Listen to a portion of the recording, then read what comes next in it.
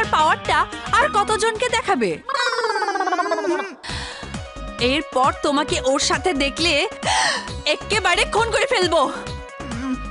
আবার বলে ফিগারটা খারাপ না।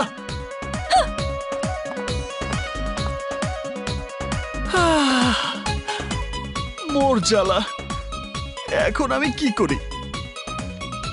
সুইটি বলে চান্সটা কাজে লাগাতে, আর সাথী বলে খুন করে ফেলবে।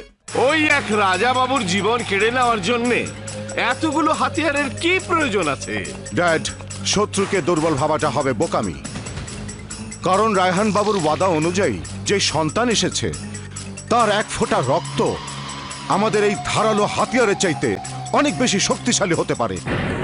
চুপ করো ভাইজান, তোমার বদলে এই কথা যদি অন্য কেউ বলতো তাহলে আমি ওর জিভ কেটে কুত্তা দিয়ে খাওয়াতাম। এই চেয়ারম্যান, বলুন সাহেব। ক্ষমতার লড়াইয়ের বার্তা ওই সৈয়দ বাড়িতে পৌঁছে দাও, কারণ ওর রক্ত চুষে নেওয়ার জন্য এই মাটি হাহাকার করছে। আসসালামু আলাইকুম। ওয়ালাইকুম আসসালাম। আগামী পরশু পহেলা বৈশাখ, তাই নেতৃত্বের লড়াইয়ের সম্মতি আগামীকালের মধ্যেই জানানোর নিয়ম। কিন্তু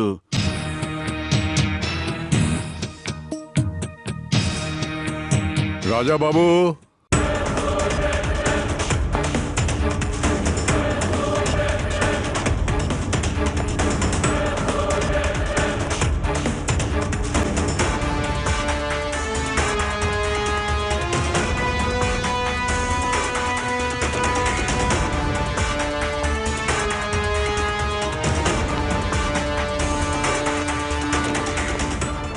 চেয়ারম্যানকে বলো তুমি নিজে গিয়ে নেতৃত্বের লড়াইয়ের সম্মতি সওদাগরদের জানিয়ে আসবে।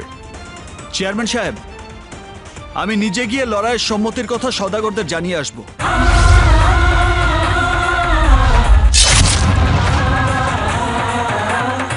আল্লাহ আপনার মঙ্গল করুক। আপনি দীর্ঘজীবী হন রাজা বাবু। আসসালামু আলাইকুম। ওয়ালাইকুম আসসালাম। পান্না পাঠান, জি সাহেব। রাজা বাবুকে সওদাগরদের সাথে সাক্ষাতের জন্য নিয়ে যাও। জি।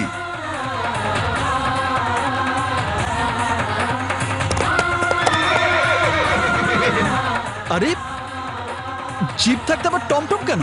তোমাকে টমটমে করেই যেতে হবে, কারণ এটাই সৈয়দ বাড়ির রীতি।